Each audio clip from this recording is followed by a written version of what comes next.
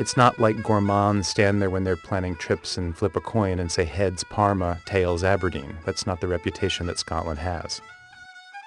And the question mark for me as I went there structuring my trip around food was whether I'd be disappointed or whether I would find that Scotland, like a lot of other places around the globe, has really come a long way with its cuisine.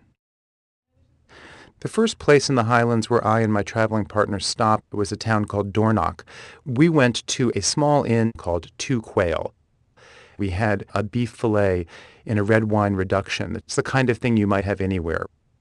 Better, we had potted langoustines, and Scotland is famous for its langoustines. But in this dish, there was so much else going on in terms of cream, in terms of herbs, that you wondered why not just showcase what Scotland has that other countries don't have. What was lovely about this meal was the setting above and beyond all else.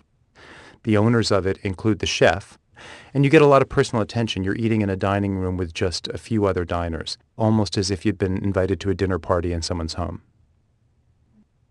Our second stop was a lovely, lovely hotel called Summer Isles. It's a restaurant that takes a very, very serious approach to a multi-course dinner.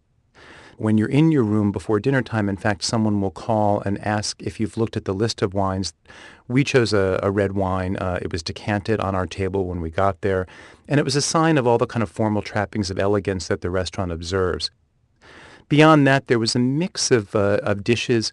We had a beef carpaccio that, while lovely, you wondered why you were having it in Scotland, a country that's not particularly associated with fine beef. On the other hand, we had a scallop dish that had come from the water we could see out the window.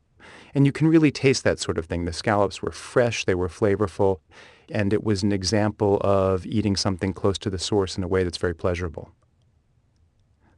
The last and the most remote restaurant we visited is a place called the Three Chimneys, and it draws food lovers from very far away because its standards are so high and its dining experience is so singular. They use a lot of salmon, which makes sense because Scotland is a place that has a lot of salmon, and they cure it in a kind of Scottish malt whiskey. And my traveling companion, who doesn't even usually eat fish, found herself loving salmon for the first time. Again and again, we were treated to ingredients that I don't think could have been replicated easily elsewhere.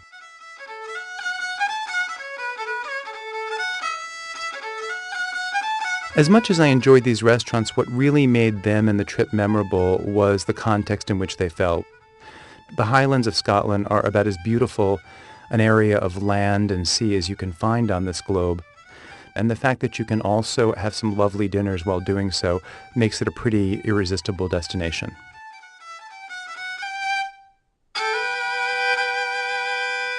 This is Frank Bruni, the restaurant critic for the New York